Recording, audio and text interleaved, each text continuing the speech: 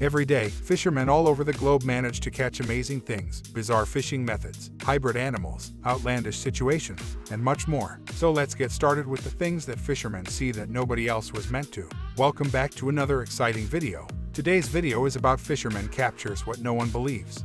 Coke and Mentos fishing, who requires that pricey conventional fishing equipment.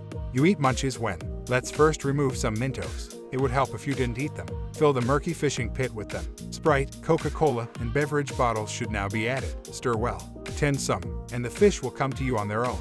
You must be thinking that everything I've said is nonsense. So allow me to assure you that it is a clever ruse. The fish are drowned by the massive influx of carbon dioxide and oxygen that the Coke and Mentos have on the water. They swim up the gap in search of fresh, however, they land in possession of the anglers. Catching fish with a snake lacks suitable bait to attract the fish. Fear not, and a serpent can be used as bait.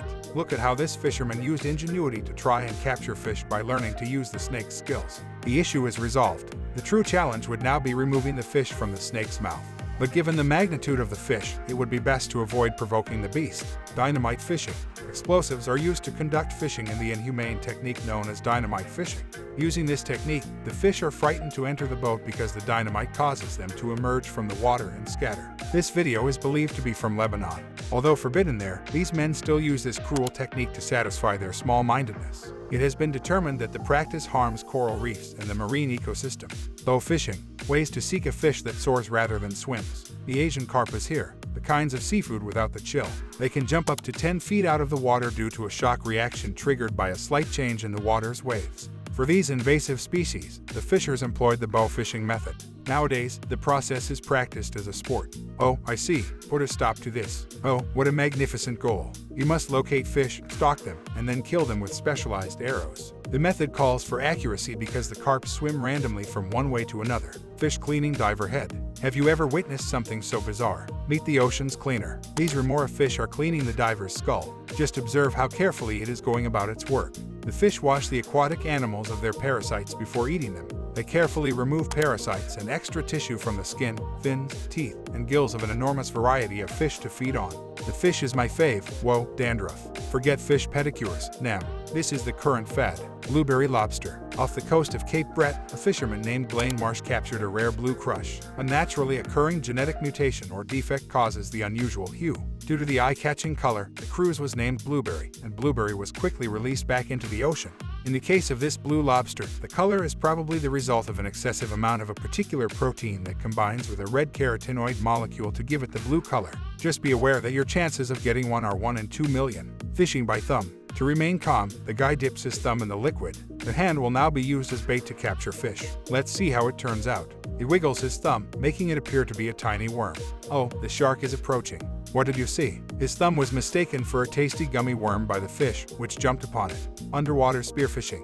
This Filipino diver is a member of the Bajau clan, an indigenous person who hunts fish with a spear while diving beneath the surface. The man exhales one last time before diving into the ocean without equipment or an underwater tank.